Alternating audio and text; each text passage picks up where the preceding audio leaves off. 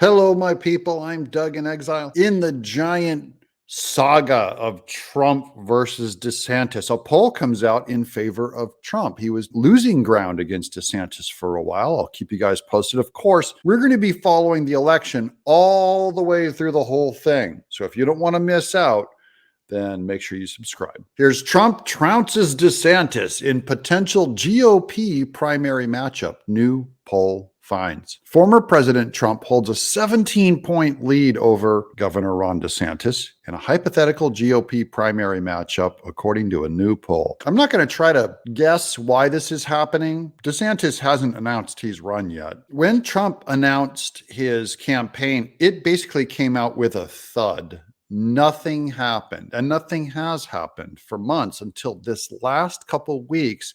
His ratings started ticking up. It could be that the border issue is coming to the forefront, and that could play well for Trump. A morning consult poll released Wednesday showed Trump with 48% support among potential Republican Party voters, followed by DeSantis with 31%. Trump's front-runner position differs from some polls since the November midterm elections, which have shown DeSantis closing the gap, with Trump taking a lead in some cases. And then here's the actual numbers breakdown, just so you can see. I'm going to put this graphic on screen. There's Trump on the left with 48. There's DeSantis with 31. Mike Pence with 8%. The drop off is sheer. Liz Cheney, 3%.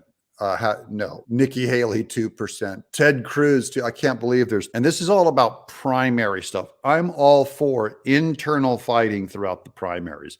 If you're for DeSantis, we're going to give you great news and great stories about him. If you're for Trump, we're going to give you great news and great stories for that. It really doesn't matter if you're for Nikki Haley, because she is not going to be the candidate, and these other people will always be just running for vice president. Just over a third of DeSantis voters would vote for Trump as their second choice, while 14% would support Pence and 13% would. Look, if you're going to vote for DeSantis, you'd better vote for Trump in the general. If you're going to vote for Trump and it ends up being DeSantis, are you telling me that you'd rather vote for Biden or Kamala Harris than DeSantis? I don't think so. And no talk of third parties. Third parties are always the biggest loser. And by the way, anyone voting third party is also voting for Biden and Kamala Harris to win. You're going to hear me talk a lot about supporting the William F. Buckley rule, which is you have to vote for the most conservative candidate who can win. Pollsters found Trump's favorability rating among potential Republican primary voters to be improving over the past month, with 77% having a favorable view of him. Trump's net favorability ranking, because what has Trump done different in the last 2 weeks to make these ratings go up? I think the border crisis has gotten worse, and it makes him look better because he was so right on that issue. DeSantis is going to have to come out on the border. And look, the guy's surrounded. He can't help it. He's surrounded by an ocean.